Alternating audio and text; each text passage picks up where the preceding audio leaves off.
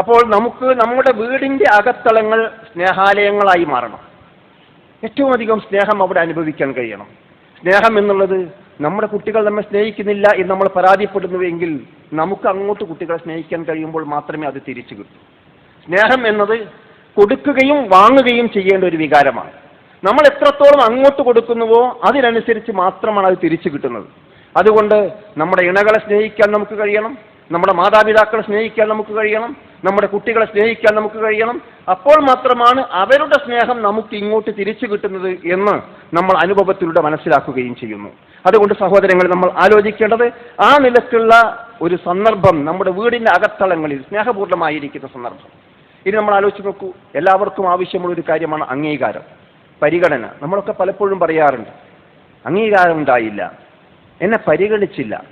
നമുക്കങ്ങനെ ഒരു പരാതി ഉണ്ടെങ്കിൽ നമ്മുടെ ഇളം പ്രായത്തിലുള്ള കുട്ടികൾക്ക് എത്രത്തോളം ഉണ്ടാകും?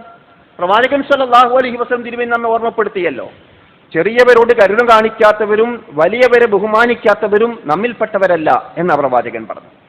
മല്ലം യർഹം സഗീറന വലം യുവഖിർ കബീറന ഫലൈസ മിന്ന. നമ്മൾ ആലോചിച്ച് നോക്കൂ, എത്ര വലിയ ആശയമാണത്. മുതിർന്നവരെ ബഹുമാനിക്കാൻ തയ്യാറാവുക, ഇളയവരോട് കരുണ കാണിക്കാൻ തയ്യാറാവുക. അതുകൊണ്ട് ആ ഇളയവരോട് കരുണ കാണിക്കാനുള്ള ആ തയ്യാറെടുപ്പ് നമുക്കവിടെ ഉണ്ടാകണം. അതാണ് ലുക്മാൻ എന്ന ബാപ്പ യാ ബുനയ്യ നമ്മൾ പലപ്പോഴും ഓർമ്മപ്പെടുത്തിയ കാര്യമാണ്. എൻ്റെ കുഞ്ഞുമോനെ എന്ന് വളരെ സ്നേഹത്തോടെ, വാത്സല്യത്തോടെ, കാരുണ്യത്തോടെ സ്വന്തം മക്കളെ അഭിസംബോധന ചെയ്യാൻ പോലും ഉപയോഗിച്ചിരിക്കുന്ന പദം വിശുദ്ധ ഖുർആൻ എടുത്ത് ഉദ്ധരിച്ചിരിക്കുന്നത്. അതുകൊണ്ട് നമ്മൾ കുട്ടികളോട് അങ്ങേയറ്റത്തെ സ്നേഹത്തോടെ പെരുമാറുക, അവർക്ക് അംഗീകാരം നൽകുക, അവർക്ക് പരിഗണന നൽകുക. നമ്മൾ ആലോചിച്ച് നോക്കൂ, റസൂലുള്ളാഹി സ്വല്ലല്ലാഹു അലൈഹി വസല്ലം തൻ്റെ പേരക്കുട്ടിയെ ചുമലിലേറ്റ് നടന്നു പോകും. അപ്പുറത്ത് നിങ്ങോട്ട് സഹാബി കടന്നു വന്നു. ആ സഹാബി ആ കുട്ടിയെ നോക്കിക്കൊണ്ട് പറഞ്ഞു, യാ ബുനയ്യ നിഅമൽ മർക്കബ്, മോനെ നീ എത്ര നല്ല വാഹനപ്പുറത്താണ് കയറിയിരിക്കുന്നത്. ആളുകൾ അവിടെ ആ വാഹനം എന്നുള്ളത് ആരാണ്? റസൂലുള്ളാഹി സ്വല്ലല്ലാഹു അലൈഹി വസല്ലം, അഷ്റഫുൽ ഖൽഖാൻ, സൃഷ്ടികളിൽ ശ്രേഷ്ഠനാണ്. അതിനേക്കാൾ വലിയൊരു വാഹനം കിട്ടാനില്ല. അപ്പോൾ പ്രവാചകനെ മഹത്വപ്പെടുത്തിക്കൊണ്ടാണ് സ്വഹാബി വര്യൻ പറഞ്ഞത്, നീ എത്ര നല്ല വാഹനപ്പുറത്താണ് കയറിയിരിക്കുന്നത്.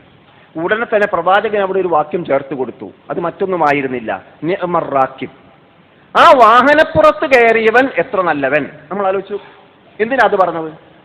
നിഅമൽ മർക്കബ് എന്ന് പറഞ്ഞപ്പോൾ പ്രവാചകൻ നിഅമർ റാക്കിബ്, എത്ര നല്ല വാഹനപ്പുറത്ത് കയറിയവനും എത്ര നല്ലവൻ എന്നൊരു അംഗീകാരം ആ കുട്ടിക്ക് കൊടുക്കുകയാണ്.